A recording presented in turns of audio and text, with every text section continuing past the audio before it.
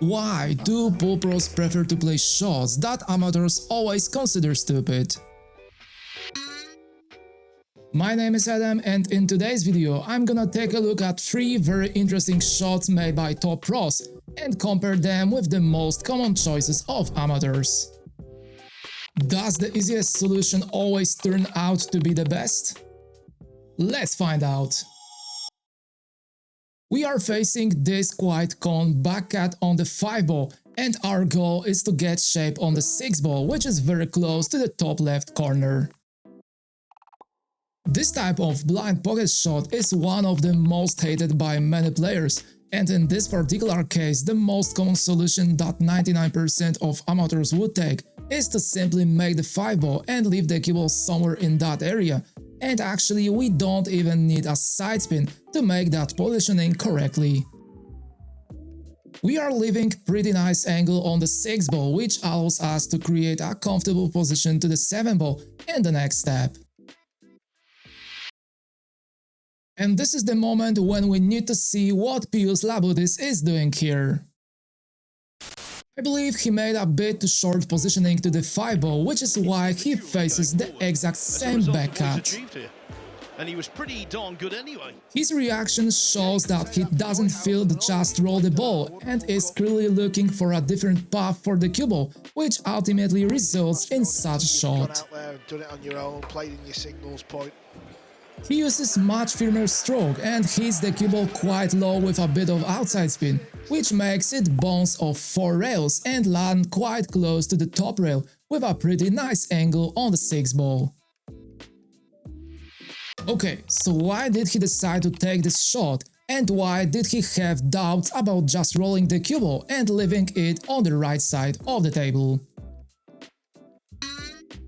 The answer is not really obvious, but in my opinion he was simply afraid of a quite common mistake, which is playing this type of backcut a little too fake, which is largely caused by a cut-induced throw, where the cue ball pushes the object ball slightly to the outside. One problem with his decision is that there is some risk of landing perfectly straight to the 6 ball, which can cause problems to get a good shape on the 7 ball.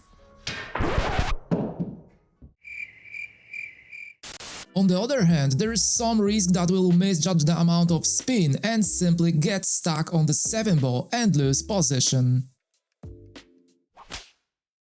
Regardless, it was a very interesting decision, and knowing that he was playing on a new cloth, he preferred to guide the cue ball along a much more difficult path, but he did it with very high confidence, which gave him the perfect opportunity to finish the remaining layouts.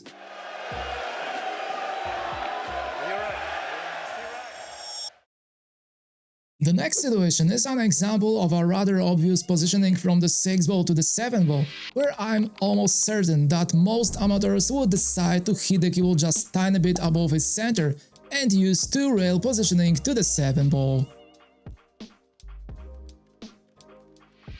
On the other hand, slightly more experienced players would choose quite soft shot with bit of low left spin to bounce off one side rail just before the 7 ball and leave a little more angle on that ball.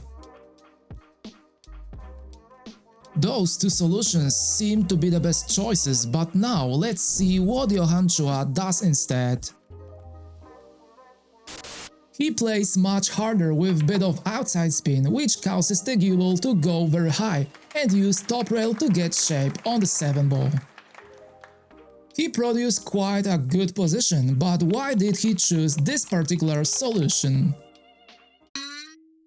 First of all, the angle on the 6 ball is very tricky, because it is too small to freely use the 2 rail path, and in addition we can quite easily scratch in the side pockets.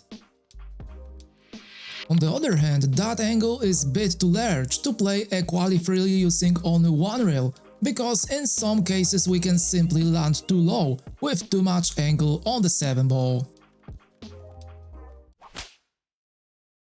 These are, in my opinion, the main reasons for his decision, which were additionally supported by the desire to use a firmer hit and the path he exactly expected.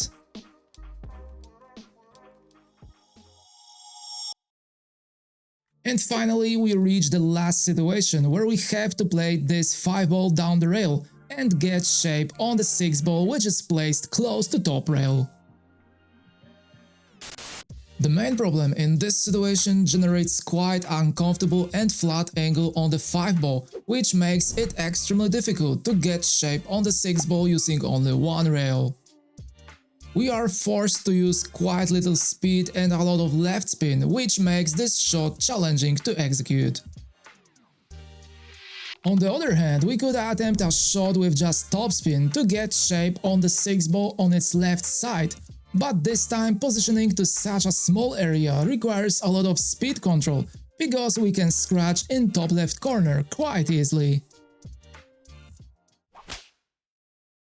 All of these shots are solutions that 99% of amateurs would take, but to find our pro choice we need to see what Moritz Neuhausen does here.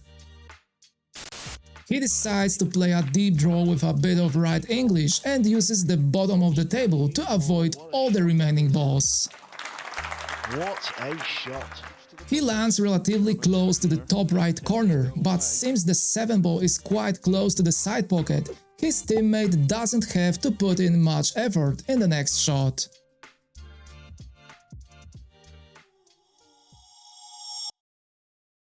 I use Pool Billiard CO for both making these videos and during training.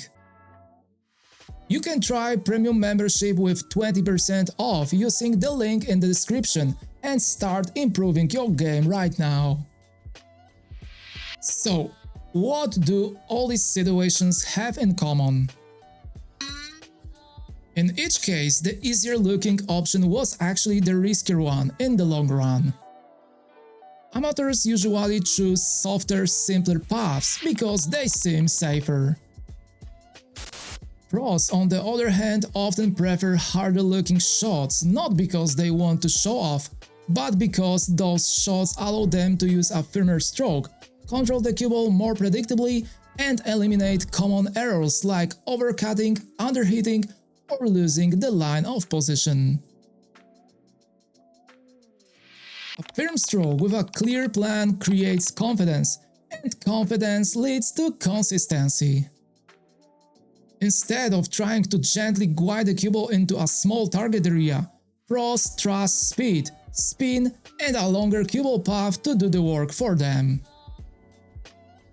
So the next time you see a pro choose shot that looks unnecessary or even stupid, remember this: they are not taking more risk, they are reducing it. If you start thinking less about what feels easiest and more about what gives you the highest margin for error, you will start playing more like a pro. What do you think about this?